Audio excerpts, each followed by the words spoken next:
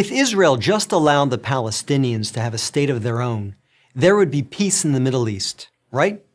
That's what you hear from UN ambassadors, European diplomats, and most college professors.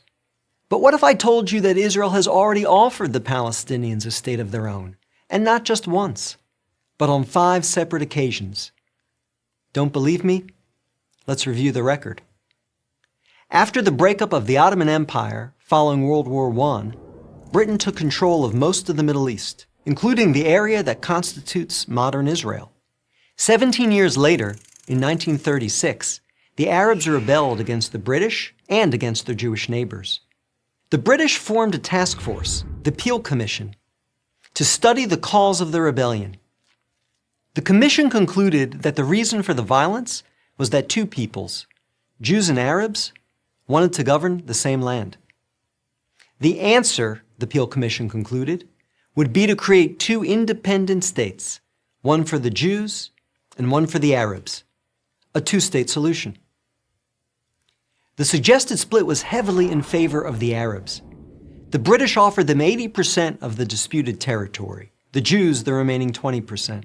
Yet, despite the tiny size of their proposed state, the Jews voted to accept this offer. But the Arabs rejected it and resumed their violent rebellion.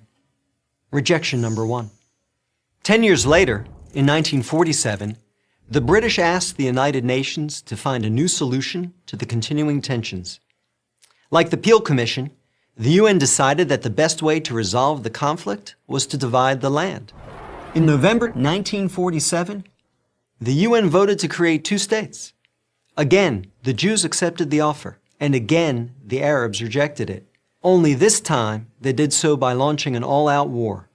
Rejection number 2. Jordan, Egypt, Iraq, Lebanon, and Syria joined the conflict. But they failed. Israel won the war and got on with the business of building a new nation. Most of the land set aside by the UN for an Arab state, the West Bank and East Jerusalem, became occupied territory. Occupied not by Israel, but by Jordan. 20 years later, in 1967, the Arabs, led this time by Egypt and joined by Syria and Jordan, once again sought to destroy the Jewish state. The 1967 conflict, known as the Six-Day War, ended in a stunning victory for Israel. Jerusalem and the West Bank, as well as the area known as the Gaza Strip, fell into Israel's hands. The government split over what to do with this new territory. Half wanted to return the West Bank to Jordan and Gaza to Egypt in exchange for peace. The other half wanted to give it to the region's Arabs, who had begun referring to themselves as the Palestinians, in the hope that they would ultimately build their own state there. Neither initiative got very far. A few months later, the Arab League met in Sudan and issued its infamous 3 no's. No peace with Israel, no recognition of Israel, no negotiations with Israel.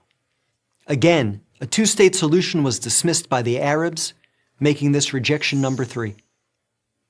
In 2000, Israeli Prime Minister Ehud Barak met at Camp David with Palestinian Liberation Organization Chairman Yasser Arafat to conclude a new 2-state plan. Barak offered Arafat a Palestinian state in all of Gaza and 94% of the West Bank, with East Jerusalem as its capital. But the Palestinian leader rejected the offer. In the words of U.S. President Bill Clinton, Arafat was here 14 days and said no to everything. Instead, the Palestinians launched a bloody wave of suicide bombings that killed over 1,000 Israelis and maimed thousands more, on buses, in wedding halls, and in pizza parlors. Rejection number 4. In 2008, Israel tried yet again. Prime Minister Ehud Olmert went even further than Ehud Barak had, expanding the peace offer to include additional land to sweeten the deal. Like his predecessor, the new Palestinian leader, Mahmoud Abbas, turned the deal down. Rejection number 5. In between these last 2 Israeli offers, Israel unilaterally left Gaza, giving the Palestinians complete control there. Instead of developing this territory for the good of its citizens, the Palestinians turned Gaza into a terrorist base from which they have fired thousands of rockets into Israel. Each time Israel has agreed to a Palestinian state, the Palestinians have rejected the offer, often violently. So if you're interested in peace in the Middle East, maybe the answer is not to pressure Israel to make yet another offer of a state to the Palestinians. Maybe the answer is to pressure the Palestinians to finally accept the existence of a Jewish state. I'm David Brog, Executive Director of the Maccabee Task Force for Prager University.